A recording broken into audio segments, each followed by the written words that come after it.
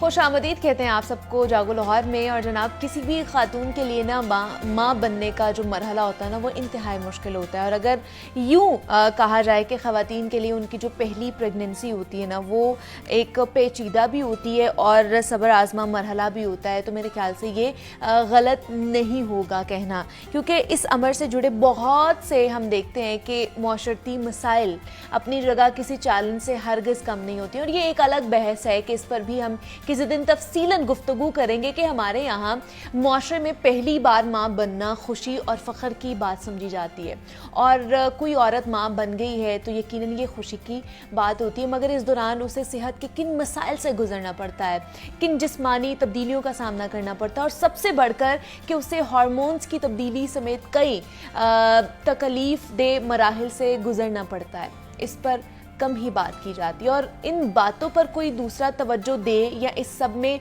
औरत का ख्याल रखे, ऐसा कम ही होता है। और आज हम इस पर बात करेंगे कि पहली प्रेगनेंसी के दौरान ख़वातीन की सेहत से जुड़े मामलात क्या हो सकते हैं, मसाइल क्या हो सकते हैं, सबसे बढ़कर कि इन पेचीदगियों से किस तरह बचना है हमने। और इन तमाम मराहिल पर हम अपने मेहमान से भी गुफ्तगू करेंगे, ख़ासतौर पर वर्किंग वुमेन और ऐसी बहुत सी ख़वातीन जो घरों में मुख्तलिफ काम सर अंजाम दे रही होती हैं। इनमें से बहुत सी ऐसी भी हैं जो पहली बार प्रेगनेंसी के मरहले से गुजर रही हैं और साथ ही साथ अपने रोज़मर्रा के जो मामलात हैं वो भी देख रही होती हैं, और वो अपनी और अपने बच्चे की सेहत का ख्याल कैसे रखें ये आज जानेंगे, क्योंकि बहुत सी ख़वातीन हर महीने डॉक्टर का विजिट नहीं कर सकती हैं। बहुत सी वर्किंग क्लास से ताल्लुक रखने वाली जो ख़वातीन होती हैं वो ऐसी भी हैं कि जिन्हें उनके इदारे बार बार छुट्टी भी नहीं देते हैं, और फिर कुछ ख़वातीन घरेलू हालात की वजह से भी दबाव का शिकार रहती हैं और अपनी डाइट का मुकम्मल ख्याल नहीं रख पाती हैं। तो इन सब के लिए हम आज इस सेगमेंट में खसूसी गुफ्तगू करने जा रहे हैं। तो ना सिर्फ वो ख़वातीन आज ये प्रोग्राम देखें, बल्कि उनके साथ साथ जो जुड़े बाकी रिश्ते हैं ना, जिनमें सास आ जाती हैं, नंद आ जाती हैं, वो तो सुने ही सुने आज हमारी गुफ्तगू, लेकिन उसके साथ साथ अगर उनके शौहर भी आज का ये शो ज़रूर सुने, ताकि उन्हें पता चले कि जनाब उन्होंने अपनी जो वाइफ है उसका ख्याल किस तरह रखना है, उसकी डाइट का ख्याल किस तरह रखना है, क्योंकि बाकी रिश्ते तो बाद में आते हैं। सबसे पहले आपका जो रिश्ता है ना, वो आपका शौहर का रिश्ता होता है, जिसने आपका ख्याल रखना होता है इस तमाम तर पीरियड में। तो हम इस पर बात करेंगे। इससे पहले भी हमने इस टॉपिक पर बात की थी डॉक्टर साहिबा से ही कि जनाब जब प्रेगनेंसी या हमल ठहरता है तो उसमें किस तरह की प्रिकॉशनरी मेजर्स लेनी चाहिए, और फर्स्ट ट्राइमेस्टर में किस तरह का ख्याल रखना चाहिए। और आज हम बात करेंगे कि जनाब 3 महीने पूरे हो जाते हैं तो उसके बाद किस तरह हमें ख्याल रखना है, डाइट किस तरह की लेनी है, कौन कौन से प्रिकॉशनरी मेजर्स लेने हैं। प्रोफेसर डॉक्टर रेहाना आमिर खान हमारे साथ मौजूद हैं, गायनोकोलॉजिस्ट हैं, लेप्रोस्कोपिक एंड रोबोटिक सर्जन हैं। डॉक्टर साहब आपको वेलकम कहती हूँ जागो लाहौर में। कैसी हैं आप? आप सुनाएं। मैं भी बिल्कुल ठीक ठाक। डॉक्टर साहिबा, फर्स्ट ट्राइमेस्टर की हमने बात कर ली थी और उससे पहले की भी हमने बात कर ली थी, किस तरह ख्याल रखना है ख़वातीन ने फर्स्ट प्रेगनेंसी में। एक तो बहुत ज़्यादा ये कॉम्प्लिकेटेड भी हो सकती है, क्योंकि फ़र्स्ट प्रेगनेंसी है तो उसमें ख़वातीन को नहीं पता होता कि उन्होंने एहतियात किस तरह करनी है। 3 महीने बाद, क्योंकि फर्स्ट ट्राइमेस्टर बहुत ही इंपॉर्टेंट होता है, क्रिटिकल भी हो सकता है, तो उसके बाद उनके लिए कितना प्रॉब्लमेटिक भी हो सकता है और किस तरह की एहतियात करनी चाहिए उन्हें? प्रेगनेंसी को आमतौर पे हम 3 सेगमेंट्स में डिवाइड कर देते हैं, फर्स्ट 3 मंथ, सेकंड 3 मंथ और थर्ड लास्ट 3 मंथ। ठीक है, इम्पॉर्टेंट सारा ही टाइम है प्रेगनेंसी का। उसमें ये नहीं कि फर्स्ट 3 मंथ तो बहरहाल इस पॉइंट ऑफ व्यू से इम्पॉर्टेंट होता है कि बच्चे की टोटल फॉर्मेशन हो रही है। लास्ट टाइम जैसे आपने उस पर बात की जो लेकिन अगर हम किसी भी तीनों में से किसी में भी प्रॉब्लम अराइज होगा तो बच्चे के लिए ख़तरनाक है। आमतौर पे बच्चे की मैच्योरिटी को लेबल किया जाता है 28 वीक्स के बाद। पाकिस्तान में कोई भी बच्चा जब तक कि वो 34 वीक्स तक नहीं पहुंच जाता, उसका नर्सरी में भी सर्वाइवल डिफिकल्ट है। आम प्रेगनेंसी को 40 वीक्स कहा जाता है, जिसे आमतौर पे 9 मंथ कंसीडर किया जाता है। तो प्रेगनेंसी को कम से कम 37 वीक्स पे ज़रूर जाना चाहिए। अब ये बहुत ही इम्पोर्टेंट बात है कि प्रेगनेंसी को आमतौर पे ये कंसीडर किया जाता है कि सदियों से बच्चे पैदा हो रहे हैं, सदियों से दुनिया में आ रहे हैं, हमारी दादी नानी सब ने ये काम किया, ये कोई अनयूजुअल काम नहीं है। बहुत ज़्यादा फैक्टर, पहले मैटरनल मोर्टेलिटी रेट बहुत ज़्यादा था, माँ के डेथ की रेट। प्रेगनेंसी एक ऐसी चीज़ है जिसमें सिर्फ बच्चे की जान नहीं जा सकती, माँ की भी जा सकती, ठीक है, अगर केयर ना की जाए। अदर दैन कि माँ बीमार हो सकती है, बच्चा बीमार हो सकता है। जो केयर की जाती है वो एक्चुअली मदर की केयर का मतलब है जो पब्लिक मैसेज ये है कि मदर की केयर का मतलब है बेबी की केयर। अगर आप माँ की केयर नहीं कर रहे घर में तो आप एक हेल्दी बच्चा एक्सपेक्ट मत करें, बिल्कुल मत एक्सपेक्ट करें। अगर माँ का कोई चेकअप नहीं है, प्रेगनेंसी में बेशुमार ऐसी प्रॉब्लम्स होती हैं जो इनिशियली होती नहीं। अच्छा। लाइक हो सकता है एक पेशेंट को कभी भी शुगर या ब्लड प्रेशर का मसला ना हुआ पूरी लाइफ में, लेकिन जब वो प्रेग्नेंट हो उसके बाद उसका बीपी इस कदर ब्लड प्रेशर इंक्रीज कर जाता है मरीजों को कि उनको फिट्स भी पड़ना शुरू हो जाते हैं बीपी से। और चूँकि प्रेगनेंसी में आमतौर पर ये कंसीडर किया जाता है कि जी ये तो एक नॉर्मल सी बात है, अगर कंसीव कर लिया हुआ तो कोई बात नहीं, 9 मंथ ऐसे चलेगा। बीपी हाई भी रहता है, बीपी लो भी रहता है। बेशुमार मरीज ऐसे रिसीव होते हैं कि जब उनका बीपी अनकंट्रोल्ड होता है इमरजेंसी। अच्छा, मैंने ये बड़ा सुना है कि जब आप प्रेगनेंसी के दौरान बीपी का जिसको मसला नहीं भी है ना उसको भी निकल आता है, उसका हाई रहना शुरू हो जाता है। Gestational hypertension and gestational diabetes. Okay. Sugar इस हद तक प्रेगनेंसी में हो सकती है कि आप इंसुलिन पे जा सकते हो और उसके बाद जो ही मतलब उससे पहले आपको नहीं है वो चीज? बिल्कुल नहीं है, बिल्कुल। और जो ही बच्चा पैदा होगा वो शुगर ठीक हो जाएगी, आपको इवन टैबलेट की जरूरत भी नहीं पड़ेगी। ओके। और ब्लड प्रेशर भी ऐसे ही शूट अप करता है कि उससे आपको लाइक ब्रेन हैमरेज, सारा कुछ, एडिमा, फिट्स पड़ सकते हैं। इस वजह से प्रेगनेंसी की केयर का मतलब ये है कि इसके दौरान अगर कोई भी प्रॉब्लम अराइज होती है तो टाइमली पिक एंड ट्रीट हो। तो ये इसकी कोई कॉज है पीछे या प्रेगनेंसी प्रेगनेंसी के एक्चुअली जैसे आपने इनिशियली कहा कि प्रेगनेंसी में हार्मोनल चेंजेस हैं, ये तो सबको पता है कि प्रेगनेंसी में हार्मोनल चेंजेस हैं। वो हार्मोन स्टिमुलेट करते हैं फीमेल में। कुछ फीमेल्स ऐसी हैं कि जिनकी सेंसिटिविटी उन हार्मोन्स के लिए बहुत ज्यादा है। उनकी ब्लड वेसल्स का रिस्पॉन्स, उनके मेटाबॉलिज्म का रिस्पॉन्स इस किस्म का होता है कि उनका ब्लड प्रेशर और शुगर अनकंट्रोल्ड हो जाता है। और जब शुगर और ब्लड प्रेशर अनकंट्रोल्ड होते हैं ये मदर तक प्रॉब्लम नहीं रहेगी कि माँ को ये बच्चे को ट्रांसफर होगी।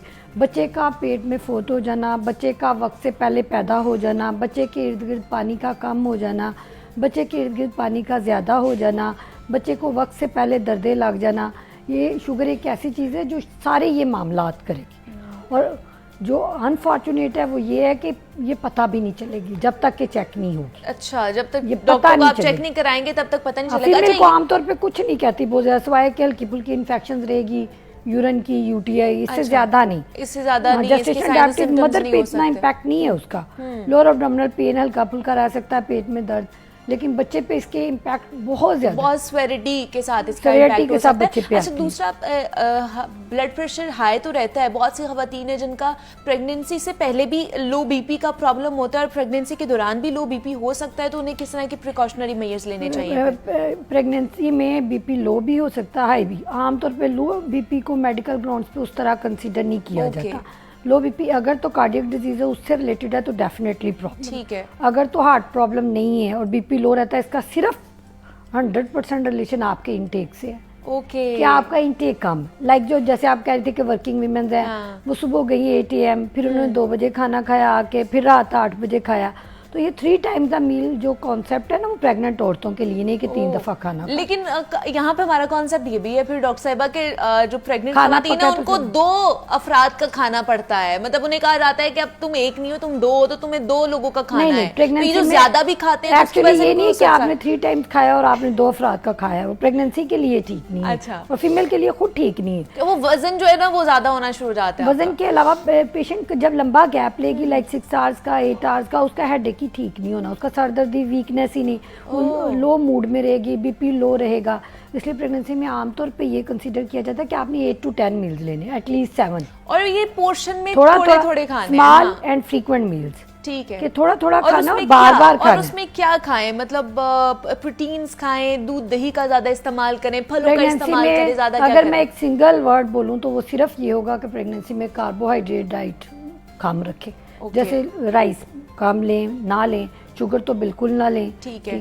प्रोटीन डाइट लें, fruits and vegetable, natural diet पे रहे, फास्ट फूड, जंक फूड, बाहर का खाना, फ्रूट्स को भी फ्रूट की फॉर्म में खाएं, मिल्क शेक एंड जूसेस ना लें, फ्रूट्स खाएं, क्योंकि जब आप मिल्क शेक जूसेस लेते हैं उनकी कैलोरीज इतनी ज़्यादा होती है कि वो एकदम पिकअप पे जाते हैं और उसके बाद दोबारा से एकदम लो एनर्जी लेवल पे चले जाते हैं। जब आप फाइब्रस डाइट लोगे, लाइक आपने फल खाया है, आपने एप्पल खाए हैं, आपने आड़ू खाए हैं, जब आप खाओगे तो वो स्टे करेंगे आपके इंटेस्टाइन में, आपको एक सोर्स ऑफ एनर्जी लगातार मिलेगा। इसलिए बेस्ट है कि आमतौर पे हम जब बहुत ही केयर करते हैं हम कहते नहीं मैं जूसेस पीऊंगी या मैं मिल्क शेक पीऊंगी प्रेगनेंसी में, उसका वो बेनिफिट नहीं है। इसलिए ज़रूरी है कि आप फाइबर डाइट लें, अपना इंटेक वैसे बेहतर रखें, थोड़ी थोड़ी अपने लिए कोई मीट रखें, लाइक स्टीम करके मटन बीफ लें, चिकन का वो बेनिफिट नहीं है जो वाइट मीट का और रेड मीट का है। ठीक है। इसलिए मटन और बीफ ले, वो आप अगर वैसे नहीं खा सकते, आपको लगता है मेरे लिए डिफिकल्ट है, आप कबाब ले लें, आप स्टीम कर लें उसको, आप सूप की फॉर्म में ले लें। हाँ, उसकी चेंज कर दें तरीका, फॉर्म चेंज कर दें। अच्छा, दूध का बड़ा कहा जाता है कि प्रेगनेंसी के दौरान दूध पिलाएं। आमतौर पे हम कहते हैं जो फैट स्किम्ड होना चाहिए मिल्क, फैट भी उस तरह रिकमेंडेड नहीं है प्रेगनेंसी में। ख़ास तौर पे जब आपको जेस्टेशनल डायबिटीज़ है या आप अदरवाइज शुगर के मरीज हो और आपने कंसीव किया हुआ है, फिर फैट फ्री मिल्क ज़रूरी है, स्किम्ड। ठीक है, वो आपको रिकमेंड किया जाता है। आपने दूसरा फैट फ्री जो फ्रूट्स वेजिटेबल सबसे ज़्यादा आप उसको प्रायोरिटी पे रखें। प्रोटीन का जैसे घरों में 3 टाइम खाना पकता है, बहुत ज़्यादा ऑयली या बहुत ज़्यादा जैसे वीट ले लेते हैं गंदम की 2-3 रोटियाँ, वो नहीं करना। चपाती आप छोटी लें एक, और साथ स्टीम्ड मीट ज़्यादा लें, वेजीज लें। इसके अलावा आप पल्सेस ले लें, बीन्स ले लें ज़्यादा, और जो आपका वीट है ना एक्चुअली गंदम, उसको कम रखें, कम मिकदार। जब आपने देखें आपने ज़्यादा से कोई चपाती 2-3 खा ली, उसके बाद ना तो आप सैलड्स लेंगे ना आप फ्रूट्स लेंगे, क्योंकि एक लिमिट है, जगह ही नहीं बनेगी ना आपके पेट के अंदर, तो फिर आप कैसे वो हेल्दी डाइट खाएं, फ्रूट्स और वेजिटेबल्स का ज्यादा से ज्यादा। हम बाकी सारी चीजें खाने के बाद जो जगह बचती है उसमें हेल्दी डाइट लेते हैं, हम हेल्दी डाइट लेते हैं, वो हमें ज्यादा लेनी चाहिए। अच्छा, दूसरा जो विजिट्स का कहा जाता है, जैसे मैंने बात की, बहुत सी वर्किंग वुमेन्स होती हैं वो नहीं बार बार जा सकती हैं डॉक्टर्स के पास, लेकिन कितना रिकमेंडेड होता है, कितने अरसे बाद उन्हें विजिट एक ले लेना चाहिए डॉक्टर से? हार्डली हम कहते हैं मिनिमम जो विजिट्स हैं वो 6 to 8, 6 से 8 दफ़ा। ये पूरे 9 तो आपने इनिशियली पहला विजिट करना है, जब आपने कंफर्म करना है प्रेगनेंसी को, उसकी लोकेशन को कि वाकई ये यूट्रस के अंदर है। अच्छा। समटाइम्स प्रेगनेंसी यूट्रस की बजाय ट्यूब्स में या किसी और जगह पे भी हो जाती है इनिशियली। ओके। और वो पेशेंट समझता है कोई बात नहीं, वो जो आगे जाएगी फिर ऐसी इमरजेंसी क्रिएट होती है कि पेट में ही जैसे वो समझ लें बर्स्ट हो गई, ब्लीड कर गई, जिसे हम एक्टोपिक प्रेगनेंसी कहते हैं आम जुबान। ठीक है। तो इनिशियली पहला विजिट आपका होगा कंफर्मेशन ऑफ प्रेगनेंसी के लिए कि प्रेगनेंसी लोकेशन ठीक है, उसमें बच्चे की हार्ट बीट आ गई, वो 6 to 8 वीक्स के बीच होगा। पहले 6 वीक्स में एक विजिट, उसके बाद सेकंड विजिट आपका होता है 12 वीक्स पे, जिसमें आप इनिशियली देख लेते हो कि बच्चा ठीक बना हुआ है, कोई अब नॉर्मेलिटी नहीं है जो इनिशियली पिकअप हो जाए, लाइक बच्चे का हेड ठीक है बना हुआ, सर ठीक बना हुआ है, उसकी स्पाइन ठीक बनी हुई है। थर्ड विजिट होता है जो 20 वीक्स पे होता है एक्चुअली। उसके बाद 18 to 20 वीक्स पे आपने विजिट करना है, वो 18 से 20 हफ्ते के बीच जो विजिट है वो कंप्लीट बच्चे की सारी साख्त। उसके बाद 24 वीक्स पे जेस्टेशनल हाइपरटेंशन का इंसिडेंस ज़्यादा हो जाता है, बीपी का। जैसे अगर किसी को ब्लड प्रेशर होना है प्रेगनेंसी की वजह से, तो पहले 24 वीक्स में वो नहीं होगा, फर्स्ट 2 ट्राइमेस्टर में नहीं होता, आमतौर पर 24 हफ्ते बाद होता है। उसकी रीज़न क्या है कि 24 वीक्स के बाद जो प्लेसेंटल हार्मोन्स हैं वो तेज़ी से इंक्रीज़ करना शुरू हो जाते हैं, तो सर 24 वीक के बाद ब्लड प्रेशर का इंसिडेंस बढ़ जाता है। इसलिए आपने 24 पे विजिट करना ताकि आपकी कोई प्रॉब्लम हो वो पिक हो। और जो सबसे इम्पॉर्टेंट मैसेज है कि पेशेंट को सेल्फ केयर आनी चाहिए प्रेगनेंसी। अच्छा। ये जैसे आपका प्रोग्राम है तो ये अवेयरनेस है फॉर सेल्फ केयर कि अगर आपके सर में दर्द है लगातार या आपको प्यास बहुत ज्यादा लग रही है, बार बार वॉशरूम जाना पड़ा, तो आप डॉक्टर को विजिट करें। दूसरा डॉक्टर साहब जल्दी मैं इसका भी जवाब लूंगी कि सर में दर्द है, ये इस तरह की कोई होती है तो हमारी एक नॉर्मल रूटीन है कि हम कोई भी पेन किलर खा लेते हैं, इस तरह की चीज खा लेते, तो क्या खा लेनी चाहिए इस तरह की मेडिकेशन? जब भी आपको सर में दर्द है, कोई आंखों के आगे अंधेरा आ रहा है या चक्कर आ रहे हैं, पहली चीज जो आपने करनी है प्रेगनेंसी के दौरान अगर ये सिम्टम्स है तो फर्स्ट थिंग टू डू कि आपने अपना ब्लड प्रेशर चेक करवाएं। ओके, ठीक है। ये ब्लड प्रेशर की अलामत। अगर बीपी ठीक है फिर आप सिंपल पैनाडोल ले सकते हैं। अच्छा, ले सकते हैं पैनाडोल। आपने कोई डिस्प्रिन या अपनी मर्जी से कोई और मेडिकेशन नहीं लेनी, एनसेड्स नहीं लेने, सिंपल पैनाडोल आप ले सकते हैं। लेकिन पहले आपने श्योर एनफ करना है कि ये हाई ब्लड प्रेशर की वजह से नहीं, क्योंकि हाई ब्लड प्रेशर एक डिजास्टर है बच्चे के लिए भी और माँ के लिए, दोनों के लिए।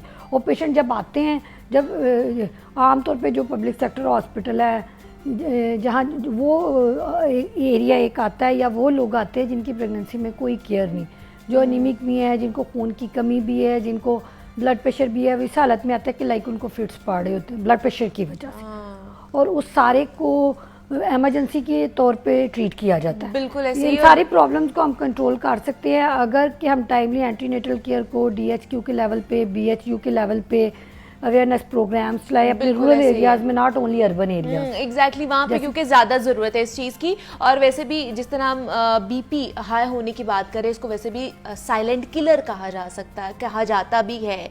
तो इसलिए आपने ख़ासतौर पर अपने बीपी का ज़्यादा से ज़्यादा ख्याल रखना है। हमारे साथ प्रोफेसर डॉक्टर रेहाना आमिर खान मौजूद थी। डॉक्टर साहिबा बहुत शुक्रिया आपके वक्त का कि आप यहाँ पर आए और प्रेगनेंसी के दौरान क्या क्या आप लोगों ने ख्याल रखना है उस पर हमने बात की है। ख़वातीन तो अपना ख्याल रखे ही रखे, लेकिन उनके साथ जो मुंसलिक रिश्ते हैं, ख़ास तौर पर जिस तरह मैंने पहले भी बात की है, जो उनके घर में मौजूद हैं, सास हैं, देवरानियाँ हैं, जेठानियाँ हैं या नंदे हैं, उनकी एक ही अहम जिम्मेदारी बनती है कि उन्होंने अपनी बहू का ख्याल रखना है। और साथ ही साथ last but not the least कि उनके हस्बैंड्स ने उनका ख़ास करके ख्याल रखना है, उनकी डाइट का, उनके मेडिकल चेकअप का ख्याल रखना है और उनके मेंटली एक्टिव रहने का और पीसफुल रहने का भी उन्होंने ख्याल रखना है। क्योंकि जितना वो मेंटली सुकून में रहेंगे ना, उतनी ही अच्छी उनकी जो दौरानियाँ ये गुजरेगा। यहाँ पे एक छोटी सी ब्रेक लेते हैं, मिलते हैं इस ब्रेक के बाद।